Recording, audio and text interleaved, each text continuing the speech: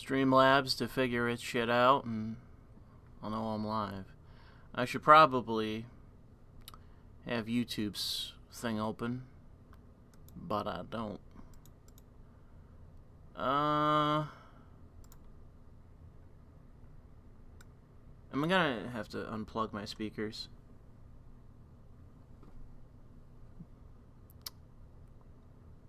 YouTube isn't sure whether I'm live or not.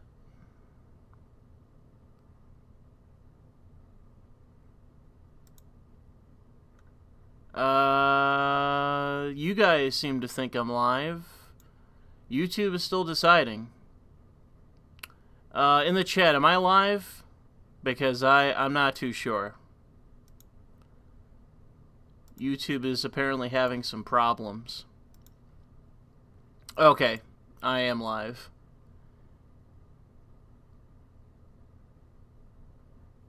Come on, YouTube, what is your fucking deal?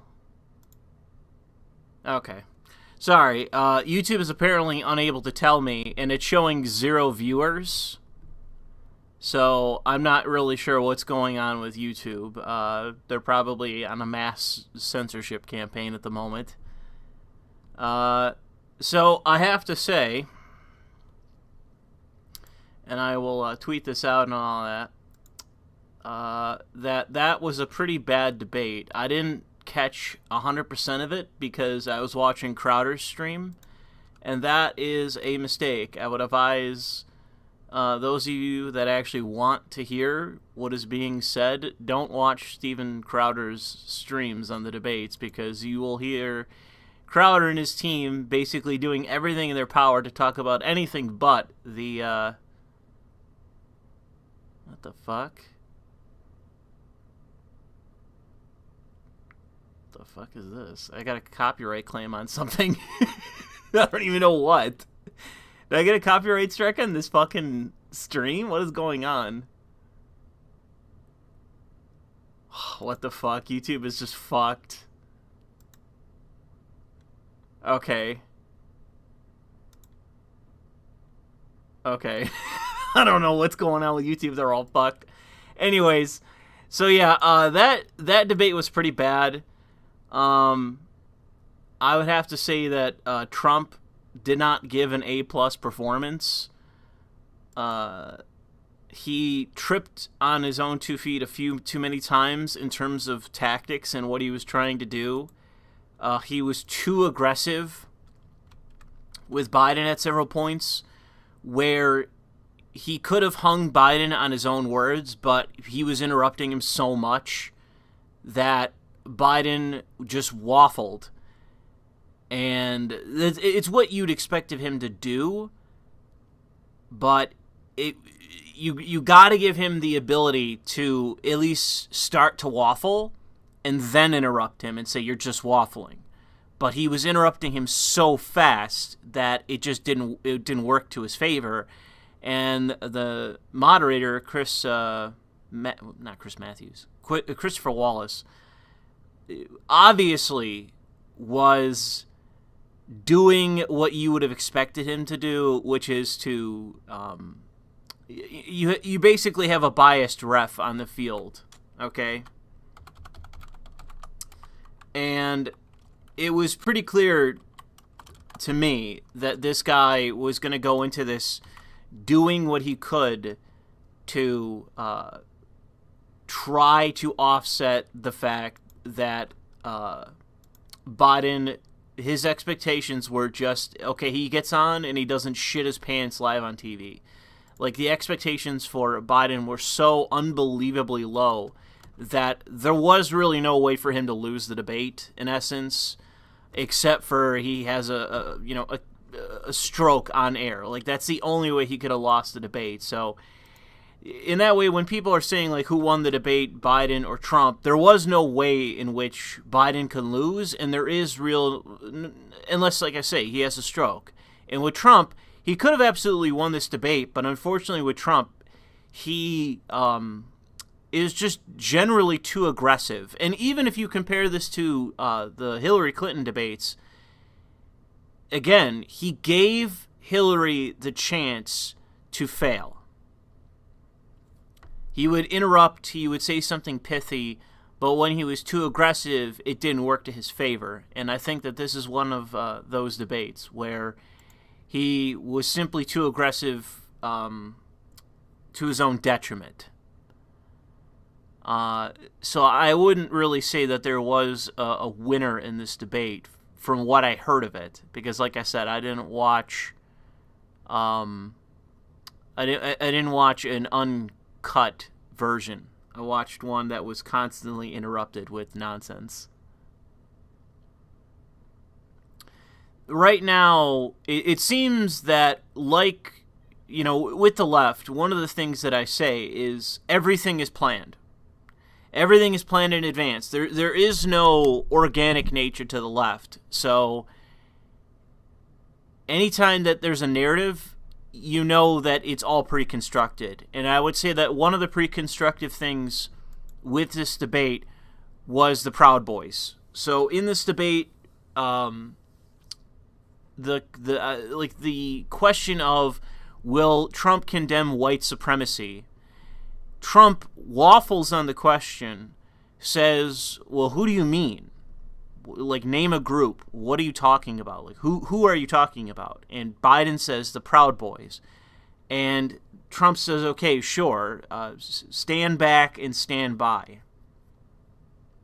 The minute the debate was over, a million politicos, you know, left-wing bloggers, and even Biden's campaign himself already had a narrative ready to rock of, oh, you know, you got this white supremacist group known as the Proud Boys that 99.9% of people have never heard of, and including Joe Biden. I don't imagine anyone on that stage knows anything about the Proud Boys other than the left-wing media doesn't like them, therefore they're bad.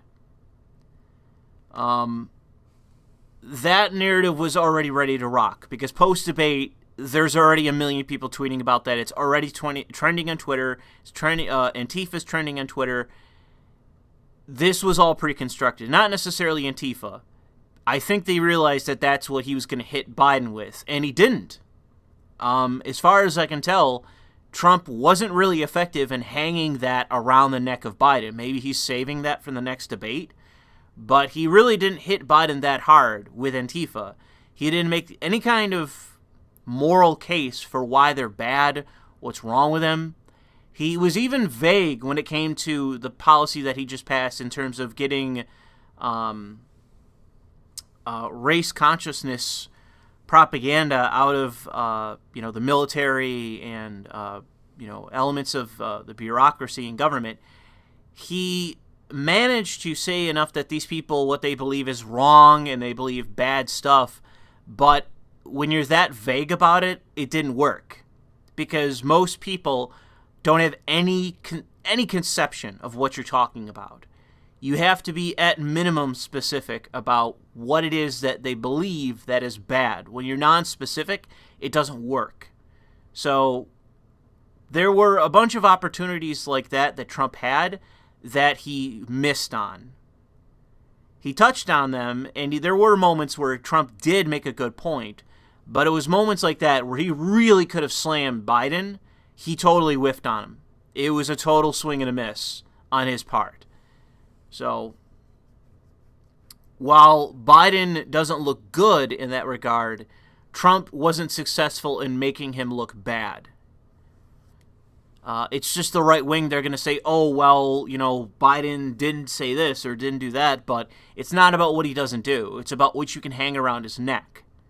And the only thing that I can see from this debate that he successfully hung around the neck of Joe Biden was the Green New Deal, where Biden at one point in the debate started arguing the merits of the Green New Deal, which is fucking crazy.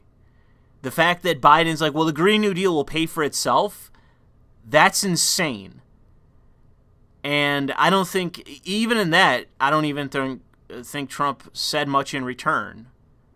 Which, to me, I would have hammered on that. Typical Democrat policies, it'll pay for itself, when all that means is he's going to he's going to raise your taxes to pay for a utopian project that's going to destroy the nation. There's many ways in which he could have been far more effective, and he could have got Biden to hang himself. But what's going to be required is for right-wing politicos to take Joe Biden's words and try to create a narrative in the media on behalf of Trump. It's going to require that. Unfortunately, Trump wasn't able to effectively counteract what Biden said, where he could have made Biden hang himself on his own words. He wasn't able to do that.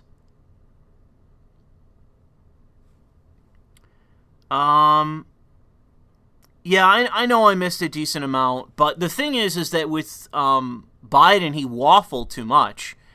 He spent most of the debate waffling on about nothing, and I pretty much expected that, but unfortunately that, I don't know.